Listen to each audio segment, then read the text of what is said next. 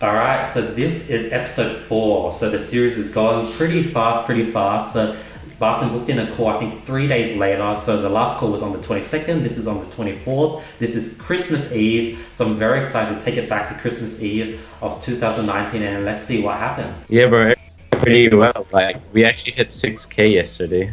What the hell? $6,000. I was not expecting that. That was like, this is 3 days later. So I was not expecting Barsin to say 6K. I totally forgot. Like, this was a while ago. Yeah, it looks like Barsin, you hit 6K. Yeah, like it seems like every 3 days my revenue is just doubling every day. So that was just crazy. And I didn't expect to get up to 6K this quickly. Yeah, man. But today, I guess it's a Monday, so it's not doing like the best. It's at 1.6 grand. That's still pretty good, but congrats on 6K yesterday. That's crazy. Yeah, man. Thanks. Yeah, it was so cool. Like, we got like 1K in like, I'd say like 30 minutes after we were talking. And guess what? Like, a lot of people, when they get to this point, they get cocky, they want to hire a team, they want to hire their best friend. But Barsin has been just grinding. He's been personally fulfilling every single order on this series on his own with his mom. He's been doing every single customer service and he's just in the grind, in the dirt. Yeah, guys, I think I was spending like almost like 2-3 hours on even emails every single day because at the time, like, I don't know, I just didn't feel like hiring a VA. Not that it was expensive, it was only like $6 an hour, but like trust issues. And it was only my first winter, so I wanted to actually experience and master all sorts of like things when it comes to running a business, such as VA and fulfillment. How's customer service and order fulfillment? Do you have a VA for that, or have you been doing that personally? No, we've been doing that personally, but like I've been slacking a bit. Like, I haven't fulfilled in like 2 hours, but tonight I'm gonna finish all the rest of the fulfillment, so that'll be fine. And but we've had actually one issue. Basically, we've had like someone wanting a refund. Like, it started off like they bought 2 and then they said they wanted 1 refund, but then they wanted 2. So then I gave them a full 2 refund. And now let's go over refunds. So at this point, if you're sort of pulling in these numbers and you're getting a bunch of orders, you're going to start getting refunds, and this is sort of how you go ahead and deal and handle with refunds. I was wondering, how do you like run your refund processes? Like, I have a refund policy and stuff, but that's just like the Shopify template one. But like, should I be giving away refunds if they ordered within, like, if it was on the same day, like, fair enough, I'll give a refund. But imagine like they wanted a refund 2 days later and we've already bought it from AliExpress. That hasn't happened yet, but what would the situation be? Like, how would I handle it? Correct. So only offer refunds within the first 24 hours. So when I fulfill orders, I always give a 24-hour delay. Yeah. Just in case for refunds. And I check my emails. I always do email and customer service before I do order fulfillment. So that's big. Mm-hmm. And then after I go ahead and that, if someone asks for a refund after 24 hours, we tell them that we already shipped out the product and it's on its way. And if they reply to us, be like, hey, we still want the refund, that usually hasn't happened, but just say you can't do anything about it. Like, you're already paid for that, it's already on the way. If they want a refund, once they receive it, they could send it back to us and we'll go ahead and give them a full refund. And what I would give them is either the address of the supplier in China or give them the address of my PO box in Australia. So they're the 2 options that I can send it to. And most of the time they'll be lazy and they wouldn't do it and they'll just stay with the item. Or if they do send it back, then I could go ahead and actually message the AliExpress supplier, tell them the situation with the customer, like, hey, they were not happy with the product, they sent it back to your warehouse or they sent it back here, can we get a full refund on how much we paid for it? So the suppliers usually are always going to side with you, and if they don't side with you, you could dispute it and bring it up to AliExpress, and AliExpress will make sure you get your how much you paid for it back as well. And then now when you sort of scale into these numbers, you start getting supply issues. So the reason why I'm so excited to show you guys this whole series is because the next few episodes, Barsin still maintains these high numbers, but you guys really can see the hardships that come when you hit these high numbers. And guess what? You guys get to see the solutions to all these problems. But yeah, Barsin goes over and sort of shares his supplier issue. Yeah, guys, like a lot of people think it's just like all fun and games pulling like high numbers, but like, yeah, you can pull high numbers, but the most important thing is actually like, you know, customer service, fulfillment, and, you know, sorting out the things that happen with your supplier, because at the end of the day, like, your customer service makes or breaks the business. And we actually had a small issue with our supplier. Basically, she doesn't, like, on the AliExpress when you're fulfilling orders, it doesn't actually let you ship to China with the supplier. So I messaged her, I'm like, oh, could you ship this to China? Then she's like, yeah, sure. Just buy it under your address. And then in the seller's notes, write the China supplier, Chinese address, right? And then I put the Chinese address, but then it came to my letterbox like the other day, like the product. And then at least the good thing about it is like I actually saw the product. It was like really well packaged. Like it had an order menu. Like everything was perfect. But I mean, there was no problem. I just went to the mailbox place and then I shipped it out to China. Got it. And did you have to pay for the shipping to China? Yeah, I get to pay 26 NZD.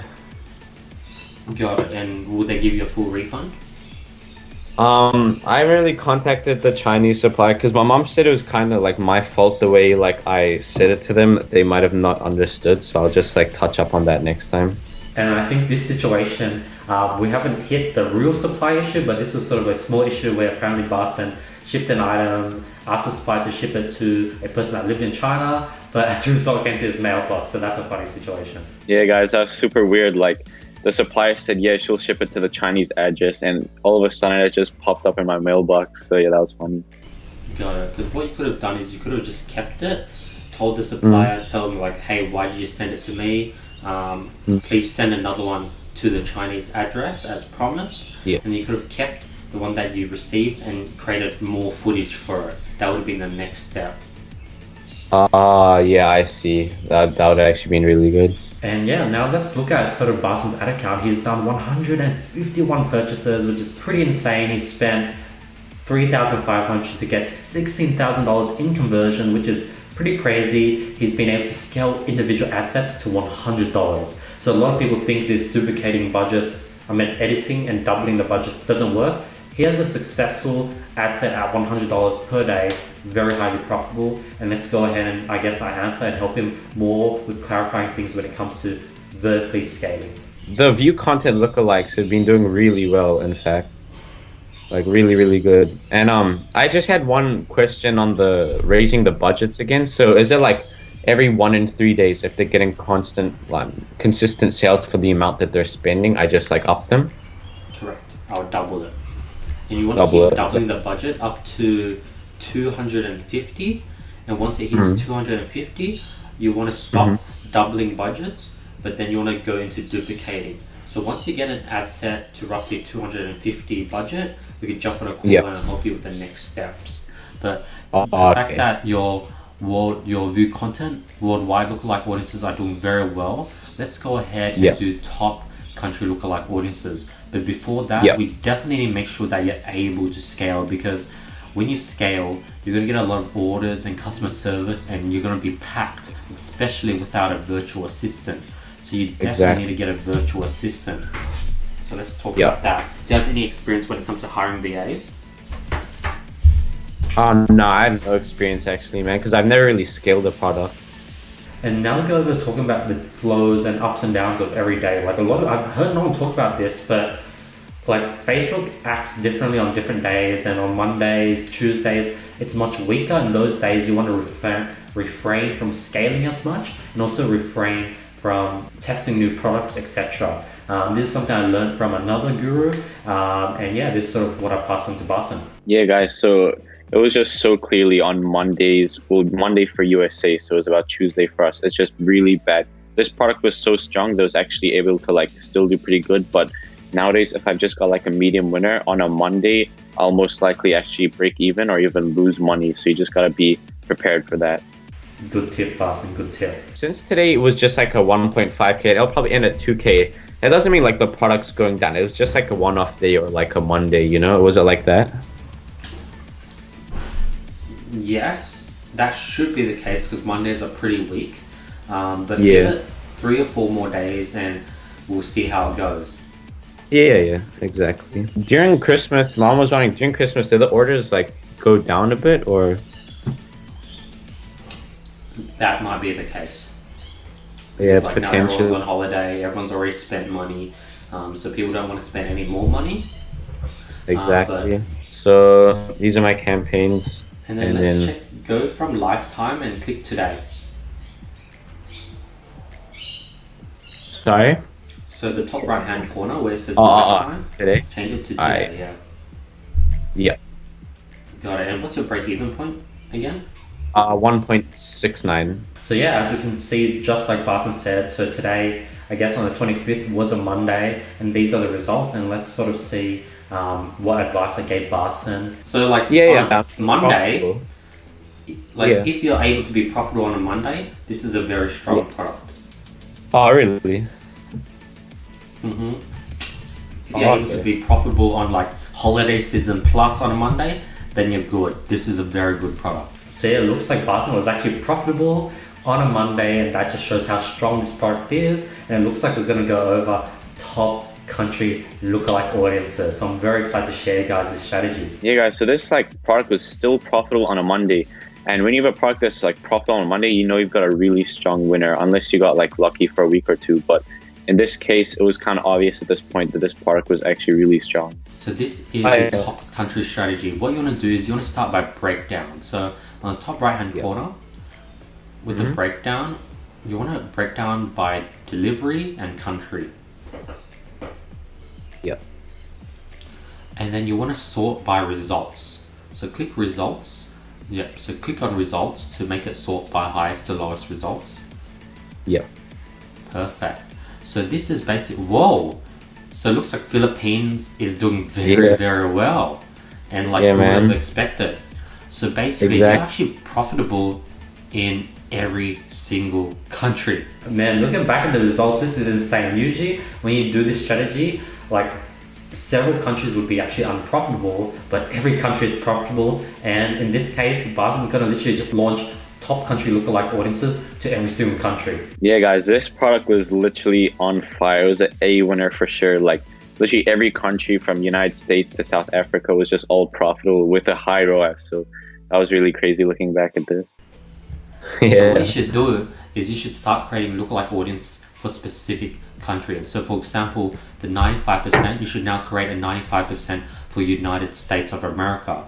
And you should create audiences of roughly 2 to 4 million. So you could do 0 to 2%, 2 to 4, 4 to 6, 6 to 8, 8 to 10, because that would give you a size of like 4.6 million for United States.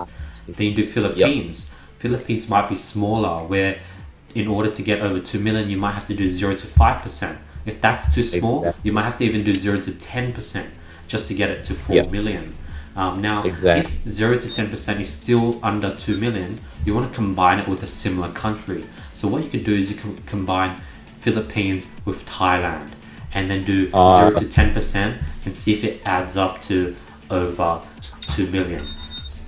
Congrats on those purchases. Yeah, guys, this is a crazy strategy. If you really use it properly, like you can just have a ton more winning ad sets. They're just going to keep generating money for you. Exactly. And since now Barsin is going to be launching so many ad sets, we're going to go over how we can go ahead and use the naming convention strategy that we use to keep everything organized, because if you don't, it's just going to be super messy. Under the campaign, you want to have all your 95% lookalike audiences, label them 002. So that's how you organize everything. And then 002 would have all your worldwide 95%, or your US 95% lookalike audience, or your Philippines 95% lookalike audiences, and it'll be very organized. And then you can repeat that process again with the view content lookalike audiences. And you want to do this until you get roughly 2 to 3,000 add to carts. Oh, okay, I see. But I was had a question with that. I've already done like 0 to 2 and 003. So would I do 004 for this 95%, or would I just go to 002? See how like 003 was a view. Perfect. So you'll couple it with whatever custom audience is with. So all your 95% view content lookalike audience for whatever country would go with 002. Any view content lookalike audiences will go with 003. And then when you create add to cart lookalike audiences or initiate checkout, that will be 004. And then we even go over the next topic. So this is a very important topic. Facebook actually has a percentage of spend where your account would be flagged, and it's 40%. If you spend a daily budget of more than 40% of your lifetime spend on your ad account, your account will get flagged. And I can't believe you guys are getting this for free, but I break that down and we calculate the numbers with Barsin live with you guys. Yeah, guys, this is crazy. But I don't know if anyone else, like in the e-com community or on YouTube, will even provide you with that type of value, like the whole 40% spend thing. Like that can save you a lot of ad account bans, business manager bans. So yeah, that's really helpful. This is the secret to not getting banned. A lot of people, when they start scaling, they get banned. You cannot have a daily budget of more than 50% or 40% of your lifetime spend. So what I mean by that is go back to your campaigns and show me all your ad sets. So don't show me just active, show me all your ad sets. So no filters. I meant campaigns, show me all your campaigns. Yeah. So right now your total spend on this ad account is 7.7 thousand. Yeah. So that means you can never have a budget of 7.7 thousand times that by 40%. You cannot have a daily budget of more than $3,000. Oh, okay, that's interesting. And you want to really keep that, because what happens is people go crazy. They launch, 10 ad sets for US lookalike audience, 10 for Philippines, 10 for Thailand, 10 for Australia, and they launch like 50 to 60 ad sets at like, say, $20 each. They just added a daily budget of like 1,500, and that can push them past that 40% mark, and that's when their account gets flagged. I see, but eventually when our total spends up to like 15 to 20,000, that's when we can hire the daily budget, right? Correct. So you just always keep it under 40% of your lifetime total spend. Okay. Alright, that's a really interesting tip. Thank you. You're welcome. And that, like, man, I got banned so many times just because I didn't know this. But this one, after I figured out the 40, actually one of my students told me it. He told me that the moment he stuck to this, like, I've been using it and I haven't gotten banned since. Oh, really? Yeah. That's amazing. Yeah, because I've had such a bad history with ad accounts getting banned, like, even though I've been dropshipping for not a long time. Oh, okay. Yeah. So this strategy might help. And this is also another common question, like when you're scaling, how many ad sets you should launch. Obviously, it's very varied based on the day and how the results are going, but we talk about that. And since all of mine have like basically profitable ROAS, how many should I like launch tonight? Should it be like 5-6 countries or? What you want to do is you want to calculate your current daily budget. It's a bit hard to do that. You have to like add it all up because it doesn't add it up for you. You have to estimate and then try to see how much budget you have left. So let's say you have $2,000 budget left. That means you can launch roughly. That means you could launch, if you have 2,000, that's a lot. You could launch like 200 ad sets at $10 each. That means you could launch like 20 countries. But just see how much budget you have left and sort of launch to what you're sort of comfortable. And then so Barsin also went ahead and installed Autometrics, and let's take a look at his numbers. Yeah, guys, Autometrics is a must-have app when you're scaling. You want to know your numbers because like even sometimes if you're not really paying attention to your numbers, you don't know it, but like all the transaction fees, and if you're like overseas, all the exchange rates, you could actually like not be making as much money as you think you are. So you got to be like really onto this. So today we've spent 814 on ads. So how much have you spent yesterday? Yesterday we spent, I actually had a lot of money yesterday. Yeah, we spent $1,000 on ads yesterday. That's insane. The day before, Barsin net 2.6k USD. That's crazy. 42% like, profit margin.